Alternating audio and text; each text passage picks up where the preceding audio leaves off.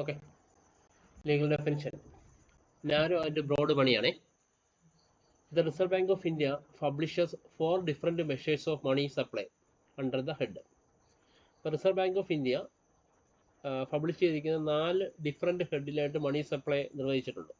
ഒന്ന് M1, M2, M3 and M4 from April 1, 1977 മുതൽ കേട്ടോ. 1977 മുതൽ reserve bank of India money supply 4 മെഷർമെൻറ്റിൽ എടുക്കുന്നത്. ഇന്ന് M1, M2, money supply 1, money supply 2, money supply 3, money supply എന്ന് പറഞ്ഞുകൊണ്ടാണ് M4 ഇങ്ങനെ കൊടുത്തിട്ടുണ്ട്. They are defined as given below. അപ്പോൾ M1 എന്താണെന്നുള്ളതാണ് ഓരോന്നും പറയുന്നത്. M1 പറയുന്നത് CU പ്ലസ് DD ആണ്. M2 വരുമ്പം M1 plus saving deposit with post office saving bank ആണ്. M3യിൽ വരുമ്പം M1 plus net time deposit of commercial ബാങ്കാണ്. M4 എന്ന് പറഞ്ഞാൽ M3 plus total post office deposit except national saving bank account ഒഴിച്ചുള്ള കാര്യങ്ങളാണ്. ഇവിടെ നമ്മളിനി ഓരോന്നും പറയുകയാണ്. Here CU currency notes and coins held by the public. CU എന്ന് ഉദ്ദേശിക്കുന്ന കറൻസി നോട്ട്സും കോയിൻസും ഉണ്ടല്ലോ. പബ്ലിക്കിൻ്റെ കയ്യിലുള്ള കറൻസി നോട്ട്സും കോയിൻസിനെയാണ് നമ്മളിവിടെ CU കൊണ്ട് റെപ്രസെൻറ്റ് ചെയ്യുന്നത്. DD is net demand deposit of the people held by commercial ബാങ്കാണ്. അപ്പോൾ കൊമേഴ്സ്യൽ ബാങ്കിലുള്ള വാണിജ്യ ബാങ്കുകളിലുള്ള നെറ്റ് ഡിമാൻഡ് ഡിപ്പോസിറ്റിനെയാണ് DD ക്യാപിറ്റൽ ലെറ്റർ DD കൊണ്ട് റെപ്രസെൻറ്റ് ചെയ്യുന്നത്.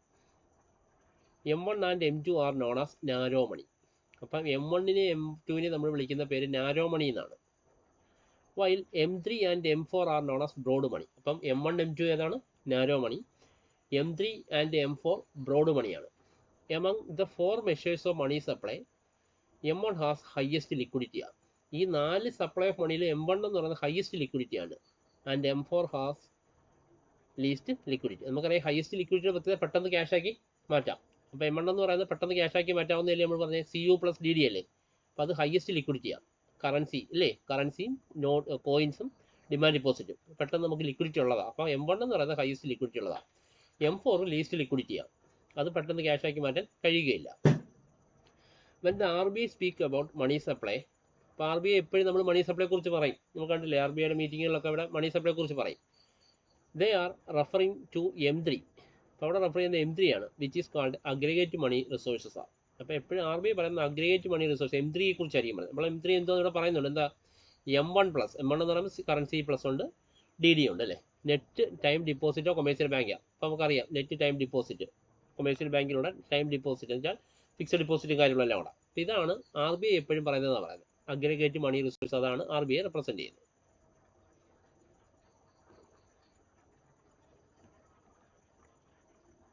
ഓക്കെ, അടുത്ത് നോക്കി ഫ്ലാറ്റ് മണിയാണേ, അല്ല Fiat money.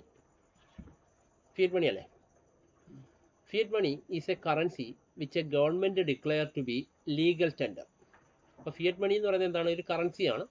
Fiat money is a currency which a government declare to be legal tender. Government legal ടെൻഡറായിട്ട് ഡിക്ലെയർ ചെയ്യുന്നതാണ് ഈ ഫിയറ്റ് മണി എന്ന് പറയുന്നത്. The value of fiat money comes from the guarantee given by the issuing അതോറിറ്റിയാണ്. പിന്നെ guarantee എന്ന് പറയുന്നത് issue ചെയ്യുന്ന അതോറിറ്റിയാണ് നൽകുന്ന ഗ്യാരണ്ടിയാണ്. റിസർവ് ബാങ്കാണ്. റിസർവ് ബാങ്ക് ഗ്യാരണ്ടീഡ് ബൈ പറഞ്ഞ എഴുതുകയാണല്ലേ, അതാണ് ഇഷ്യൂ ചെയ്യുന്ന അതോറിറ്റിയാണ് അവിടെ ഗ്യാരണ്ടി നൽകുന്നത്. In the past most currencies were based on physical commodities like gold and silver. ഇപ്പോൾ നമുക്കറിയാം ഇൻ ദ പാസ്റ്റ് കഴിഞ്ഞ കാലങ്ങളിൽ most currencies were based on, മിക്ക കറൻസികൾ ബേസ് ചെയ്തിരിക്കുന്ന ഫിസിക്കൽ കമ്മോഡിറ്റീസ് ആണ്. ഫിസിക്കലായിട്ട് കാണാൻ കഴിയുന്ന കമ്മോഡിറ്റികളായ ഗോൾഡ്, സിൽവർ ആയിട്ടായിരിക്കും. But fiat money is based on solely on the faith and credit of the എക്കോണമിയാണ്. വിശ്വാസ്യതയും ക്രെഡിറ്റുമാണ് ഇവിടെ നമ്മൾ ഈ ഫിയറ്റ് മണിക്കകത്ത് പറയുന്നത്. കാരണം അവിടെ ഒരു ഗ്യാരണ്ടിയാണ്, നോട്ട്സുള്ള ഗ്യാരണ്ടി അല്ല. ഫിയറ്റ് മണി അല്ല, ഗ്യാരണ്ടി ആയിട്ടാണ് പറയുന്നത്. മറ്റേ നമുക്ക് ഫിസിക്കൽ ഫോമാണ്. പഴയ കാലങ്ങളിൽ കഴിഞ്ഞ പാസ്റ്റ് കാലങ്ങളിലൊക്കെ നമുക്ക് പറയുന്നത് ഏതാണ്? ഫിസിക്കൽ മണിയുള്ള ഗോൾഡും സിൽവറും കാര്യങ്ങളാണ്. ഇവിടെ നമുക്ക് ഫിയറ്റ് മണി എന്ന് പറയുമ്പോൾ ഇവിടെ എന്താണ്? ഫെയ്ത്ത് ആൻഡ് ക്രെഡിറ്റ് ആണ് എക്കോണമിയുടെ. അടുത്തതാണ് ഇൻട്രിൻസിക് വാല്യൂ എന്ന് പറയുന്നുണ്ട്. Intrinsic value is the actual value of company stock currency or product determined without reference to its market value. അതായത് നമ്മുടെ കമ്പനികളുടെ കൈവശമുള്ള സ്റ്റോക്കുകൾ, കറൻസി, പ്രോഡക്ട്സുകൾ, ഇതിൻ്റെ വാല്യൂ നമ്മൾ മാർക്കറ്റ് വാല്യൂവിൽ പറയുന്നതിനാണ് ഇൻട്രിൻസിക് വാല്യൂ എന്ന് പറയുന്നത്. ഇപ്പോൾ മാർക്കറ്റിൽ ഷെയറിന് എത്ര വിലയുണ്ട്, അതാണ് ഇൻട്രിൻസിക് വാല്യൂ. 100 ഉണ്ടെങ്കിൽ 100, 110 110, ഇതെന്താണ്? ഇൻട്രിൻസിക് വാല്യൂ ആണ് റെപ്രസെൻറ്റ് ചെയ്യുന്നത്. Currency notes and coins do not have a intrinsic value like gold or silver coin. അപ്പോൾ കറൻസി നോട്ട്സിനും കോയിൻസിനും എന്തില്ല, ഇൻട്രിൻസിക് വാല്യൂ ഇല്ല. ഏതുപോലെ ഗോൾഡിനോ സിൽവർ കോയിനോ പോലെ. ഇപ്പോൾ ഗോൾഡിന് ഇന്നത്തെ മാർക്കറ്റ് വിലയില്ലേ, അപ്പോൾ അതിന് ഇൻട്രിൻസിക് വാല്യൂ ഇല്ലേ, ഇപ്പോൾ 78,000 എന്നൊക്കെ പറയുന്നില്ലേ. അപ്പോൾ ഗോൾഡിനും സിൽവറിനും പോലെ ഒന്നും എന്തില്ല, കറൻസിക്കും നോട്ട്സിനും എന്തില്ല, ഇൻട്രിൻസിക് വാല്യൂ റെപ്രസെൻറ്റ് ചെയ്യുന്നില്ല എന്നുള്ളതാണ് പറയുന്നത്. അടുത്ത ലീഗൽ ടെൻഡർ എന്ന് പറഞ്ഞാൽ നമ്മൾ കേട്ടിട്ടുള്ളതാണ്. It is a legal medium of payment recognised by legal system to meet financial obligation. അപ്പോൾ ഇതൊരു ലീഗൽ മീഡിയമാണ്. Payment recognised by legal system, നിയമപരമായി നമ്മൾ പേയ്മെൻറ്റ് അംഗീകരിക്കുന്നതാണ് ഫിനാൻഷ്യൽ ഒബ്ലിഗേഷൻ, സാമ്പത്തികമായ കാര്യങ്ങൾ കൈകാര്യം ചെയ്യുന്നതിന് നിയമപരമായി അംഗീകരിക്കപ്പെട്ടുള്ളതിനെ നമ്മൾ ലീഗൽ ടെൻഡർ എന്ന് പറയുന്നത്. Coins and bank notes are legal ടെൻഡറാണ്. നമുക്കറിയാം കോയിൻ, നമ്മുടെ കയ്യിലിരിക്കുന്ന 1 രൂപ 2 രൂപ തൊട്ടുകളും ബാങ്ക് നോട്ടുകളും എല്ലാം ലീഗൽ ടെൻഡറാണ്.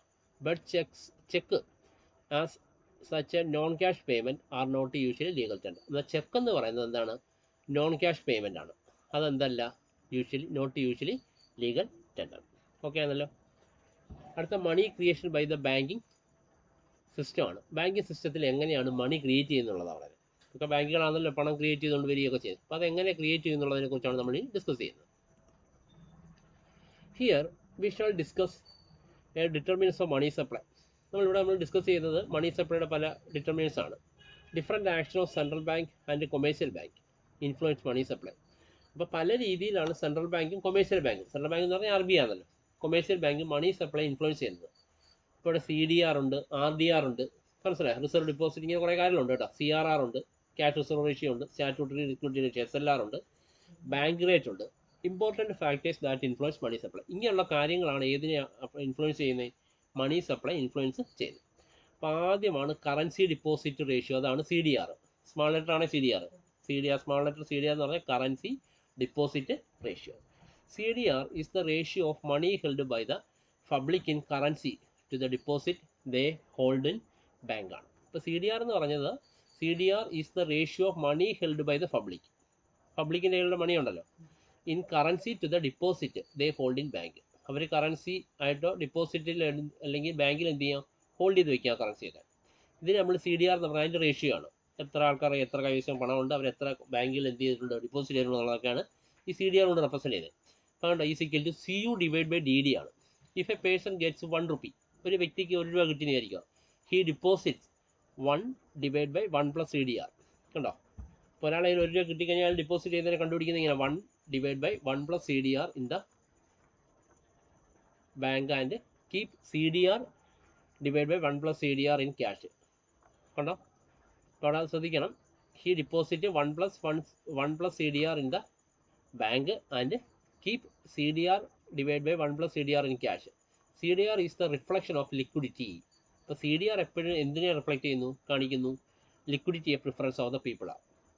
ജനങ്ങളുടെ ലിക്വിഡിറ്റി പ്രിഫറൻസ് വെച്ചാൽ പണത്തിൻ്റെ ആവശ്യതയുണ്ടല്ലോ, അതാണ് ഈ CDR എപ്പോഴും റെപ്രസെൻറ്റ് ചെയ്യുന്നത് എന്നുള്ളതാണ് പറയുന്നത്. Since expenditure is high, people convert their demand deposit in to money during festival season and hence CDR increases. ആണല്ലേ. അപ്പോൾ നമുക്കിവിടെ പറയുന്നത് പ്രിഫറൻസ് എക്സ്പെൻഡിച്ചർ ഈസ് ഹൈ, നമ്മുടെ ചിലവ് കൂടും, ഫെസ്റ്റിവൽ സീസണിലല്ലേ ചിലവ് കൂടുന്നത്. People convert their demand deposit, ഓരോ വ്യക്തികളും അവരുടെ കൈവശമുള്ള ഡിമാൻഡ് ഡിപ്പോസിറ്റ് എന്താക്കി മാറ്റും, മണിയാക്കി മാറ്റും, പണമാക്കി മാറ്റും. During festival season and hence CDR increase. നമുക്കറിയാം ഓണമൊക്കെ വരുമ്പോഴത്തേക്ക് കണ്ടില്ലേ, ഓണം, വിഷു, ക്രിസ്മസ് ഇങ്ങനെയൊക്കെ വരുമ്പോഴത്തേക്ക് ജനങ്ങളുടെ കൈവശമുള്ള പണം അവർ എന്ത് ചെയ്യുന്നുണ്ട്, ഇവരെ ഈ ഡിപ്പോസിറ്റുള്ളവർ ക്യാഷാക്കി മാറ്റും, എക്സ്പെൻഡിച്ചർ അവിടെ കൂടും. അങ്ങനെ വരുമ്പോൾ CDR എന്ത് ചെയ്യും, ഇൻക്രീസ് ചെയ്യും. ഏതാ അറിയാമല്ലോ, CDR എന്നത് പറഞ്ഞല്ലോ. അപ്പോൾ ഇതിവിടെ ഇൻക്രീസ് ചെയ്യും എന്നുള്ളതാണ്. Suppose in an economy the money held in hand by the people is ₹200. 200 crore ആണ്, 200 കോടി രൂപയാണ് നമ്മുടെ ഇന്ത്യൻ എക്കോണമിയിൽ ഉള്ളതെന്ന് കൺസിഡർ ചെയ്യാനാണ് പറയുന്നത്. അതിന് demand deposit is 1000 crore. Demand deposit 1000 കോടിയുമാണ്. അങ്ങനെ വരുമ്പോൾ CDR കണ്ടുപിടിച്ചേക്കുന്നുണ്ടോ, CU ഡിവൈഡ് ബൈ DD അല്ലേ, 200 ഡിവൈഡ് ബൈ 1000 ആണ്, 0.2 അവിടെ കണ്ടോ. The total money supply is M1 എന്ന് പറയുന്നത് കറൻസി പ്ലസ് DD അല്ലേ. അപ്പോൾ 200 പ്ലസ് 1000 ഈസിക്കൽ ടു 1200 crore ആണ് അവിടുത്തെ മണി സപ്ലൈ എന്ന് പറയുന്നത്. കണ്ടോ. If we know the CDR and the total supply of money we can find demand deposit and currency with the people. ഇവിടെ നമുക്ക് CDR and the total supply of money find out ചെയ്യാൻ പറ്റും, demand deposit and currency with the people. Demand ഡിപ്പോസിറ്റും ജനങ്ങളുടെ കൈവശമുള്ള കറൻസികൾ വെച്ച് നമുക്ക് എന്ത് ചെയ്യാൻ പറ്റും, CDR കാൽക്കുലേറ്റ് ചെയ്യാന്നുള്ള പറയുന്നത്. That is M1 is equal to 1200 crore. 1200 കോടിയാണ് M1 എന്ന് പറയുന്നത്. CDR എന്ന് പറഞ്ഞാൽ റേഷ്യോ ആണല്ലോ, അപ്പോൾ നമുക്കത് 0.2 ആയിരിക്കും. Then demand deposit അപ്പോൾ ഇവിടെ കണ്ടുപിടിക്കുന്നുണ്ട് DD is equal to 1 divided by 1 plus CDR into 1200. അപ്പോൾ കണ്ടോ 1200 divided by 1 plus 0.2 is equal to 1000 number വന്നിരിക്കുന്നുണ്ടോ. അവിടെ നമ്മൾ ഇനി കറൻസി ഡിമാൻഡ് ഡിപ്പോസിറ്റ് ആണ് ആ ഇക്വേഷൻ അപ്ലൈ ചെയ്തത്. കറൻസി കണ്ടുപിടിച്ചിരുന്നുണ്ടോ. C is equal to CDR divided by 1 plus CDR into 1200 ആണ്. അപ്പോൾ CDR നമ്മൾ കണ്ടുപിടിച്ചിട്ടുണ്ടല്ലോ 0.2 എന്ന് പറഞ്ഞത് അല്ലേ. 0.2 into 1200 divided by 1 plus 0.2 ആണ്. ഈസ് ഈക്വൽ ടു ആ 1200 into 2 ആകുമ്പോൾ 240 വരും. 1 plus 0.2 വരും 1.2 വരും. അങ്ങനെ 200 ക്രോറും വരും അവിടെ. ക്ലിയർ ആയി പറഞ്ഞേ. ഇതാണ് CDR രീതിയിൽ നമ്മൾ എന്ത് ചെയ്യുന്നത് കാൽക്കുലേഷൻ എന്ന് പറയുന്നത്. കറൻസി ഡിപ്പോസിറ്റ് റേഷ്യോ ഈ രീതിയിൽ നമ്മൾ കാൽക്കുലേറ്റ് ചെയ്യും. ഓക്കെ ആണോ. അപ്പോൾ അതൊന്ന് വായിച്ചോളൂ.